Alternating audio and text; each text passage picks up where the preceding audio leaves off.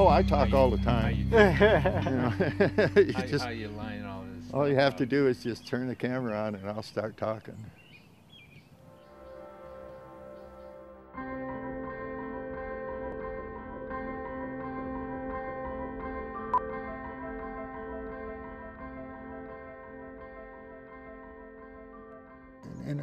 And I can actually remember quite a bit of it, even diapers. I remember several things that happened to me in diapers.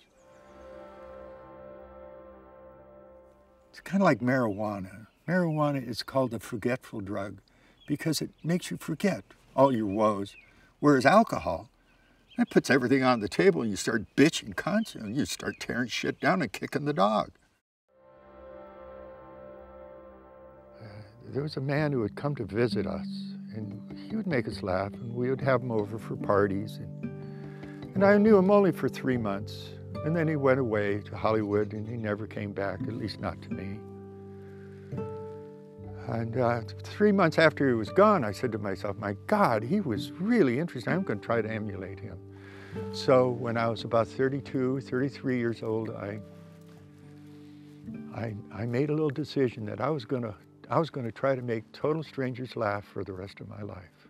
Total strangers. Go into town every day today. I go into even with the filming crew here today, I went out of my way to make you laugh because that man made me laugh. And I said, I'm going to try to emulate him.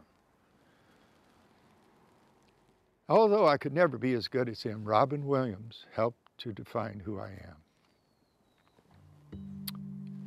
So the humor is in the family and Robin, and now in your hearts.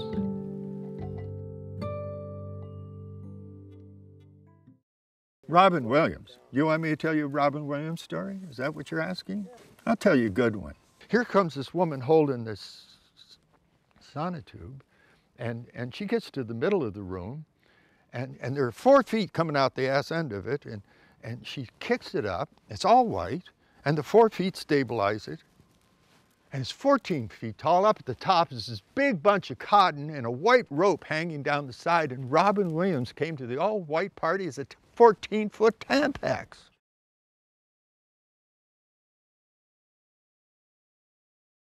I looked at all the piles of wood that I'd found, and I asked myself, well, what could you make with that?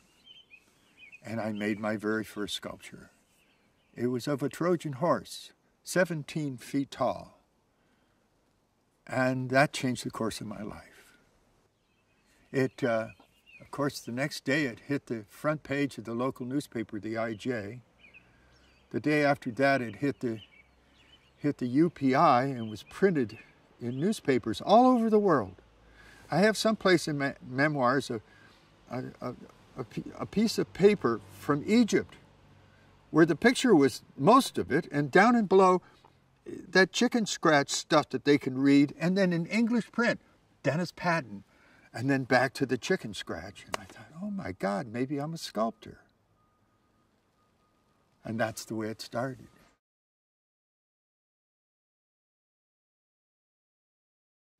It's a series of circles made out of 1/4-inch rods. And one of my favorite parts of this piece, as an abstraction, is this outrigger. You know, somehow everything else seems to be flat and circular and going up and down, but this thing jetting out, it's the surprise of abstraction. The strong parts are these uprights. I'm going to take the nuts off, bolts out, and it'll be free.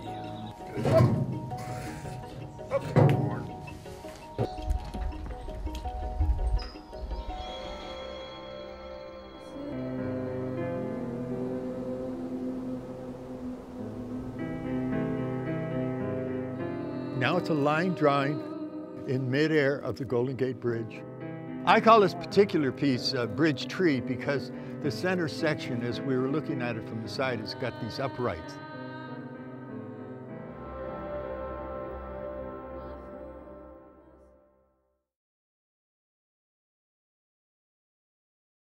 This is my dad's work. My dad was a pastel artist, charcoal, and he did nudes. Because of his work, I made my piece called Tamalpais, which is over at the Bon Air Shopping Center. my dad loves to work with his hands, and growing up not being able to read or write, he drifted into jobs that he didn't need those skills. So carpentry and construction work were one of the first, and that's where he really gained knowledge of how to put things together, how to build things, which was like the foundation of his sculpting. There's something about dyslexia that makes you not care. You know, you don't worry so much. So this being dyslexic is actually, no one really wants to be dyslexic, but I gotta tell you, it gave me my life, gave me my heart, gave me my insight. Being poor helped me to never let money become the goal. Being poor always made me more aware of what's going on around me, because I'm in the mix instead of above it or trying to get above it. So I'm really happy that I've been poor and dyslexic. Two things most people wouldn't want to touch. He's had a very inquisitive mind, and he loves, and he's all self-taught. Like, he dropped out of school, he dropped out of high school, taught himself to read when he was 27 years old. Yeah, tell me more about that. He's dyslexic. Dyslexic. And that, I think, is what has brought him into his craft and art, because he, as he likes to say, he's had to find the backdoor entrance on everything in life because of the way his mind works, and the obstacles with standardized school testing and stuff. He had to figure things out and do it on his own.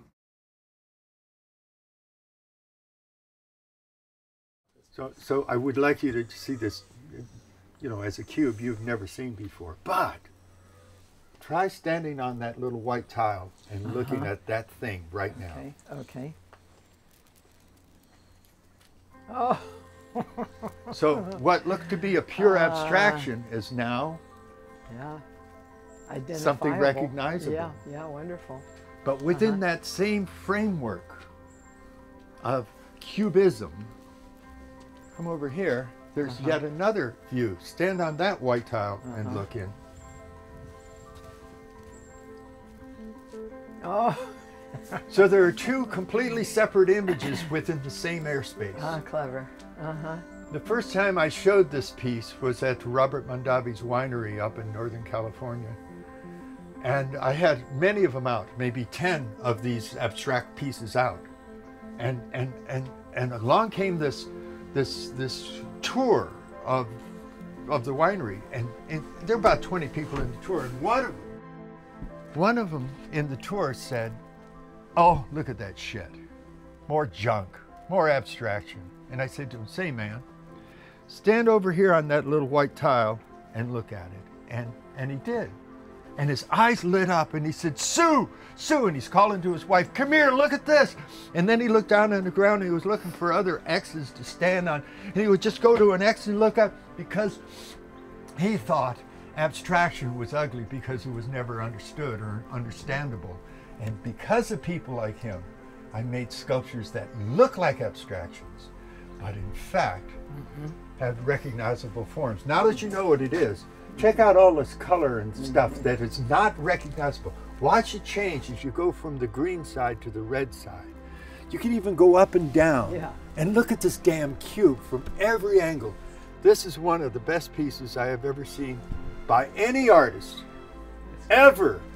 It's that good. And it's that simple. It's naivete right in front of you, kissing you on the mouth.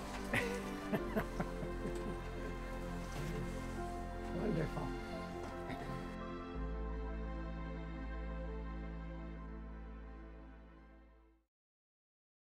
The first opportunity that I realized that I was going to have an interesting life was when I was 19.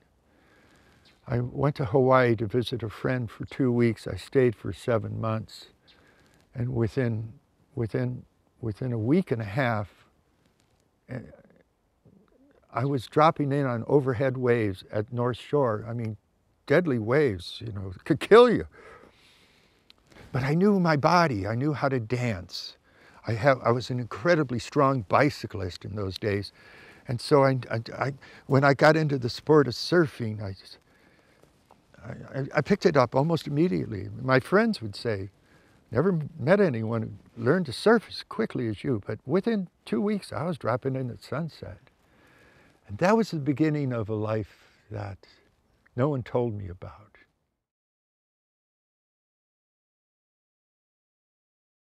Elise, I know that I got excited over showing you the cube thing, but there's another one I want you to look at, and it's this one right here.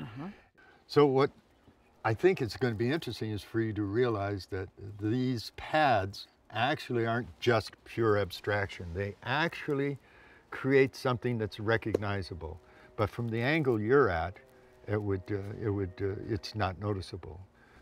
And put it in the foreground and left the subject matter out and call it the seated nude. So in the midst of that debris, seen through this little peephole over here, Okay. you will see, get out of the way, boys, is Oh my gosh. That is fantastic. Oh, yes. what you're looking at is there's only one of those on the entire surface of the planet, and it's my pleasure to show it to you.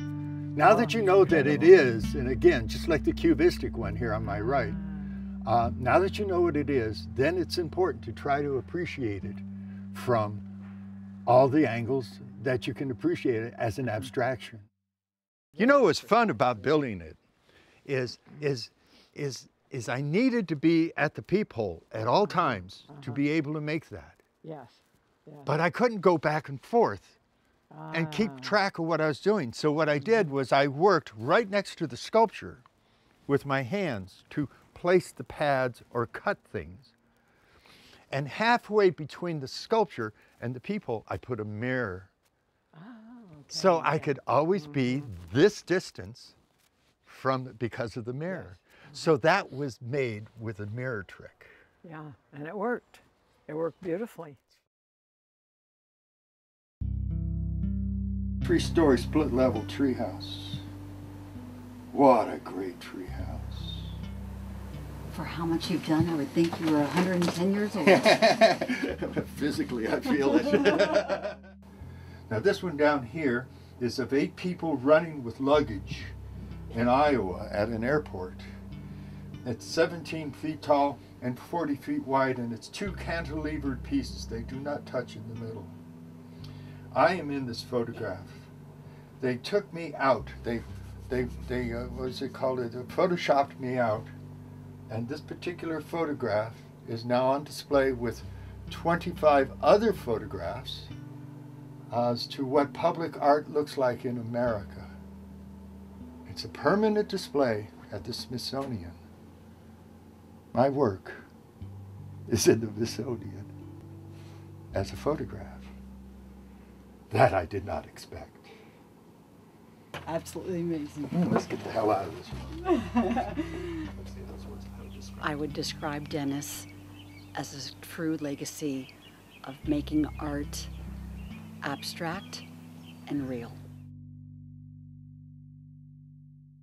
I can see space, but I can take something as small as this, say, and scale it up to something that's 40 feet tall and not lose the magic. Whereas a lot of people can't, a lot of artists can't do that. They can make something small out of rock or clay or something. But if you ask them to make it as tall as this little tree on my right here, it'll look like shit by the time they're done.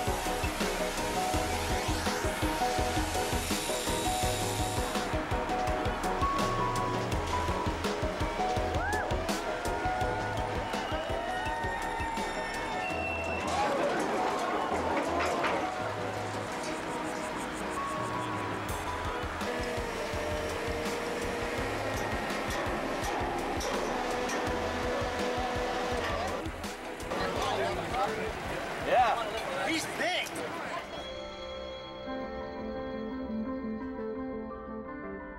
I was 5 years old when my dad installed Sir Francis Drake on the San Francisco Bay, and it blew me away to see this 30-foot tall monumental sculpture standing on its own, all made by the two hands of my dad.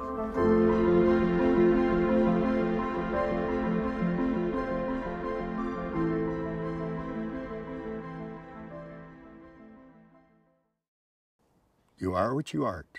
The more you know about art, the better you can handle the world. It really helps when shit hits the fan. If you know how artists have been trying to help us throughout history. I mean, the most undersung people I've ever run across, worldwide, throughout all of history, were the artists who were just trying to give us some love, some passion, some insight, some new way of seeing. Amazing. Well, I got to be lucky enough to be one of those teachers, one of those inspirers.